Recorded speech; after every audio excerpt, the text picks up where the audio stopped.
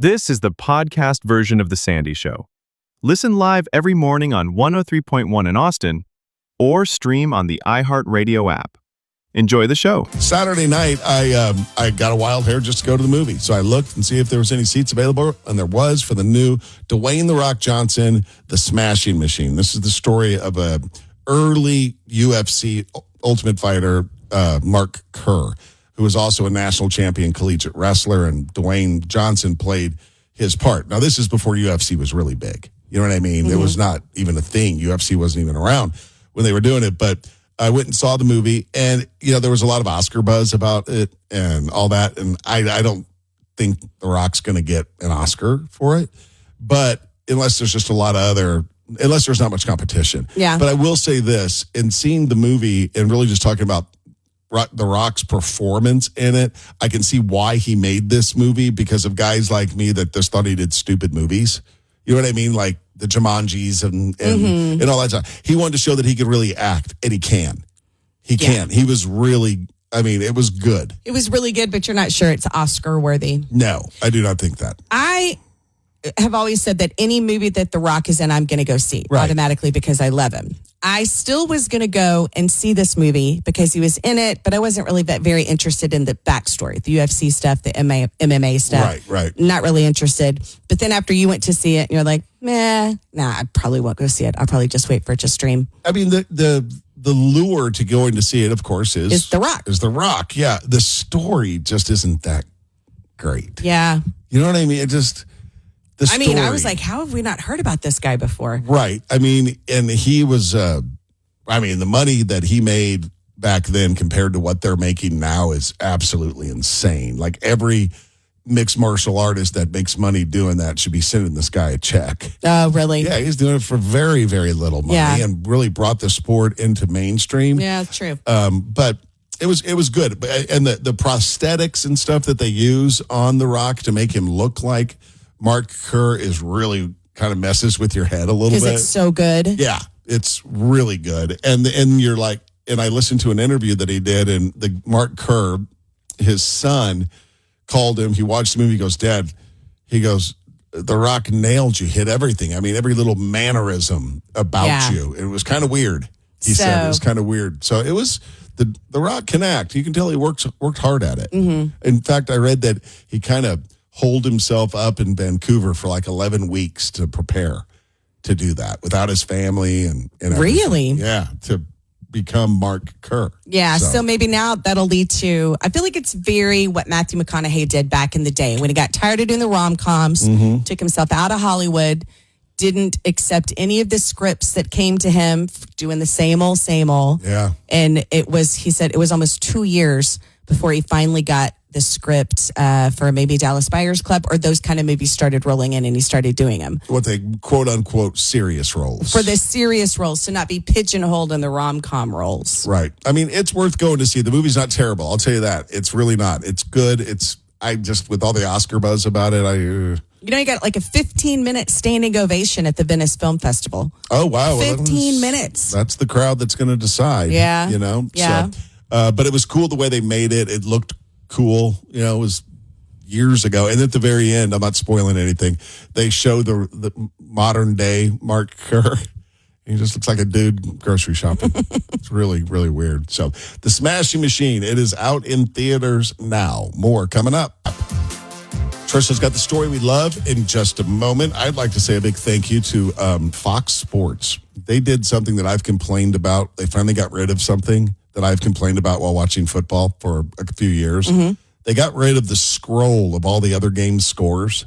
Like it used to eat up your whole TV screen with the scores of the other games that were going on. And you couldn't even see the current score? Well, you could see it was just a distraction on your TV screen while you're trying to watch the football game. And I'm like, why do they do this? Everyone's got a smartphone in their hand. They can check whatever score they want. Yeah. Clearly they heard me and they have removed the scroll of the other game scores. Well done. I'm sure everybody's thanking you. Thank you. The stories we love.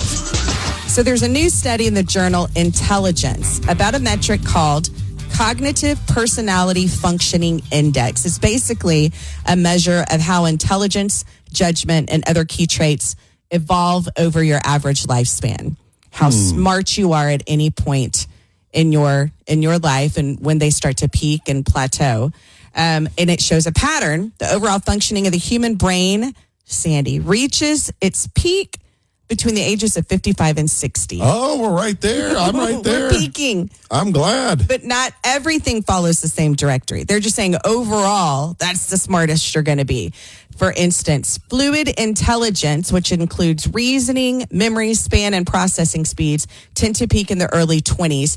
It then fades steadily. Oh. All right. Our fluid intelligence has been on a downhill climb for a while. Crystallized intelligence, which is the accumulation of knowledge and experience, continues to build for decades. So we're good for that. Personality traits also mature and increase through adulthood before leveling off later in life. So basically, you're not the same person when you're 20 as you are when you're 50, right? Your personality changes, your preferences change.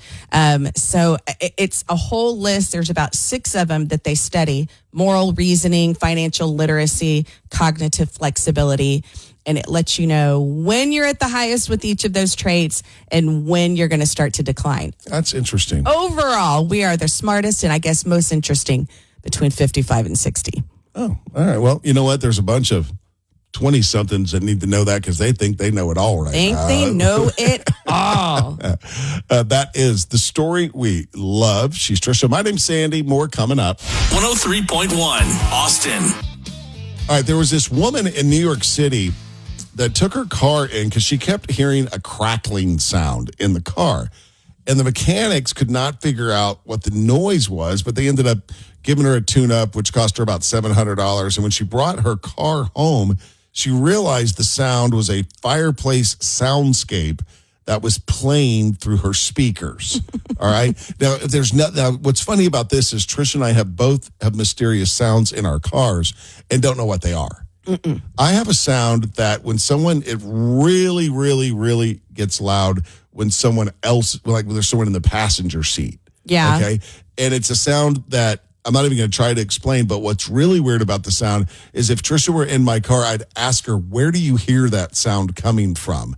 And she would say, she was at the back seat. And I would say, I hear it in the front seat. Mm-hmm. It's weird, right? It's this weird vibrating sound. He swears it's in one part of the car. And when I'm in the car, I swear it's in the back seat behind you. Right. And it sounds kind of like maybe there's a coin trapped in a vent. Yeah, and the faster you go, the more it vibrates, the louder it vibrates. Right, and it's louder when other people are in the car. Uh-huh. It's so weird. I've never taken it in to find out what it is because I don't want to spend the money. Oh my God, the labor alone trying to find it. Right, and Tricia's car is a year and a half old, mm-hmm. Or 2 years, I guess. Yeah. My diagnosis of my car, it's in the driver's side door. I think that when my car was being put together at the plant, that there is a paper tag of some sort that was on like a piece of the door before they put the outside of the door on it. It was supposed to come off. It was supposed to come off. They didn't take this tag off because it sounds just like a tag. The faster I go, the more it blows. It sounds like the wind is blowing this tag around inside my. It's right by my ear. That's what it is. It is in the passenger door. There's no way for me to not hear it. It's all I can hear when I'm driving. Right, and yours is no mystery as to where it is. No, I know exactly where it is. Mine's a mystery. Yours is, it's not that yours travels. It's that everybody hears it in a different part of your car. Right. Yeah, I bet if they could just take the outside part of the door off, rip that tag off. Someone just forgot to take it off. Someone forgot to take it off and the wind blows it. But again, who knows how much it would cost in labor for them to take it apart, find the tag, and put it back together. And then it's one of those things, once you hear it, that's all you can hear. Mm-hmm. Drive you it drives me crazy. Insane, right? So I think everybody listening right now has got some weird sound in their car. Oh, for sure. And now it's all they can hear. And also, don't let there be anything squeaking in my car. Like, I'm very attuned to the sounds of the car. Like, if there's the least little thing squeaking, it's like when we're at a restaurant and you're hearing tunes in on one person's voice and you can't hear anything except that person's voice. Yeah. So I'll pull over and tear my car apart to find out what is making the noise. Stay with us. We've got more coming up. I've got 3 questions for Tricia today. She's got to answer them as honestly as she possibly can. It's called Rapid Fire Q&A.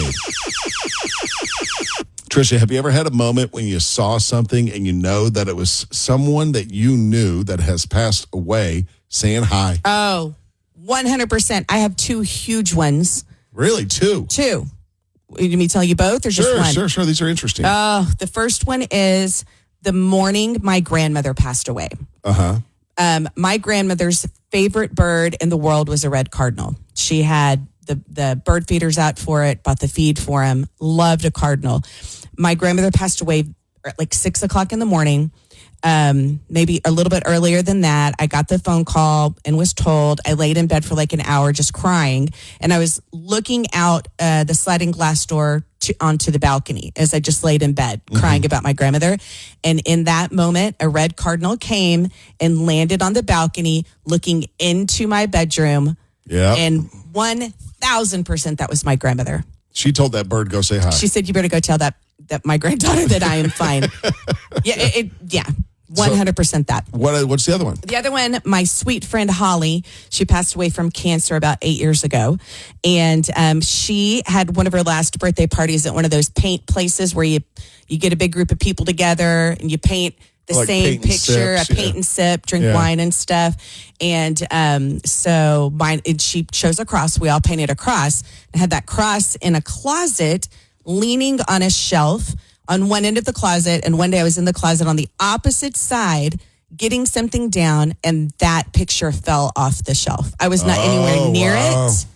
I had not been over there in a while. I 100% think that was Holly saying hi to me. I believe in that stuff. I believe in that stuff 1,000%. Tricia, if you were on a team that wore jerseys with a number on it, what number would you want to be? Here's my number. I hope my friend Word is listening. 11. 11. And you have to say it like that.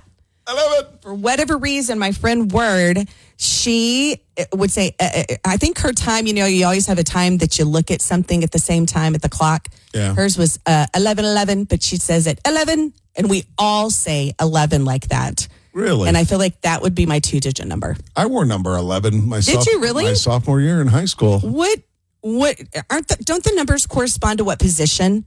Yeah, on the field? They used to a whole lot more than they seem to now. But yes, they do. So what position would an 11 maybe be? Well, that was what was kind of weird. I was number 11, and I was a running back and a linebacker, which that number doesn't fit. That's a quarterback number. And I was a sophomore on the varsity team, so I kind of got whatever number they had left over. Gotcha. You know Mine would be 11. All right, and finally, would you rather be at a party that you were the most famous person there or at a party where you were the least famous person there? Oh, least famous person. Having all of the attention on me, very stressful. Yeah. Yeah, definitely least favorite. Remember that party you surprised me, I think, for my 40th birthday with the surprise party? Everybody was there. We went on a bus and visited. That was so much fun, and I loved it, and I loved that everybody came, but it was very overwhelming to be the center of attention for a whole evening with all of those people. Again, I loved it, but it's stressful if you're in the spotlight. So least famous for me. Hey, thanks for being with us. Grab the podcast version of the show. It's available every day. Search The Sandy Show where you get your podcast and give us a follow on Instagram at The Sandy Show Official. This is your daily audio file. All right, guy got pulled over for going 107 miles an hour, and when he was asked why he was speeding, he said because he had an appointment with his barber. Oh, Lord. Here is Michael Stanek being pulled over and talking to the officer. Why are you going so fast? I have an appointment with my barber. You have an appointment with your barber, so you go 107 miles an hour. I'm sorry. Weaving in and out of traffic. And you know what? That was not a good excuse. Oh. There's really the best thing is like, dude, you got me. Yeah, I did it. I got no excuse. I totally did it. I just was trying to get to where I was going really fast. Yeah. And I think depending on how much over the speed limit, like you can get your license taken away for a long time in some states. Reckless driving. Yeah. The speed. Yeah. This is a great story. A 5-year-old girl from Utah named Sienna Barton just went home after nearly 1,000 days in the hospital. Oh. She was born with a heart condition and finally got a transplant a few months ago. She checked into the hospital at age 2. and spent 975 days there. Here are her parents talking about her journey. She was 2 years old when she went into the hospital. Now she's 5. Our daughter is only alive today because of another family choosing donation. Our hearts are so full. Oh, wow. Oh, sweet Great baby. story. Hopefully she has a very happy life. Happier than the person that broke into Henry Rojas's house. This happened in the great state of Florida. See, the problem with the person that broke into the house is they pick somebody that is an MMA fighter. Oh, that's not going to go well. He left an intruder beaten up and bruised and black and blue after they broke into his house. Here he is talking about taking care of the intruder. I'm prepared. It's not my first time. I don't feel in pain. Nothing. Because I don't like guns. I'm not looking for a knife or nothing. Only God and my hands. That's it. Just God in my hands. God in my hands. That's it. And boy, you got to have a lot of nerve to go breaking into someone's house when someone's home. Right? I mean, you do not know what's behind those doors. No. And in this day and age, everybody's got guns. Uh-huh. Are you willing to take a chance that they don't? No. You know what I mean? Come on. That's our daily audio file. Stay with us. More coming up. Thanks for being with us today. We appreciate it. If you're just tuning in, hopefully you'll get here a little bit earlier tomorrow or stay caught up with the podcast version of the show. Search The Sandy Show where you get your podcast. Tricia has the responsibility of keeping track of some of the things we learned. We like to recap the show with that. What do you have? Well, recap my first funny. This was posted by the Tampa International Airport. Better make sure you stand right in front of the boarding line in case they start with zone 12 for once. Yeah. Sometimes they start with zone 12. And all you people out there who do that, you know who you are. Stop it. Yeah. Stop it right now. Just hang out. Even stay, like if you're in zone 6 or And boarding group 6. they're in zone 1 boarding process. You just go ahead and stay seated. Stay where you are. Yeah. Stay where you are. Just do it right. Yeah. Please, God, do it right. Yeah. It's annoying. Yeah. Another thing we learned was that apparently the human brain peaks in the mid-50s. The 50s are the sweet spot for everything from intelligence to personality to cognitive flexibility. And then after that, it's pretty much downhill. It's downhill. Pretty much downhill. Wow. Yeah, I know. It's not great, but it's weird because the study that they did in the journal Intelligence, it doesn't make it sound as bad as I just made it sound. Yeah. That was just kind of a recap for you. But yeah, if you're in your mid-50s, think as much as you can right now because it's nothing but downhill after that. You also mentioned that because people's personalities changes and likes and dislikes and things like that. Mm-hmm. Great moral reasoning and stuff like that. Great Muhammad Ali quote. He said, if you're the same person at 40 as you were when you were 20, you've wasted 20 years. Yeah, haven't matured at all. Yeah. That's true. interesting. Mm-hmm. And finally, we talked about the new TikTok health trend. It's called the 50 jump trend. When you wake up in the morning, the second you step out of bed, do nothing else except stand up, you immediately jump up and down in place 50 times. And this is to get everything going, your heart going, your blood pumping, your brain waking up. Then you go and you get your coffee and you do the things. No, thank you. I'm never going to do that. Never in a million years. I'll jump up and down 50 times later in the day once I'm caffeinated and situated. I am not comfortable until I'm caffeinated. Yeah. At all. I hate that 20 minutes or so in the first part of the morning. The grogginess. That's what they're saying, though. That's the catch with this is if you do that, that grogginess goes away faster. No thanks. I feel like I'll throw up. I'll stay with the groggy. Right. Have a great day, everyone. Thanks for being with us. We'll do this again tomorrow. Until then, don't take any crap from anybody. Well, that's it. Do us a solid and copy and paste the link to this episode and send it to a friend or two. Thanks for listening.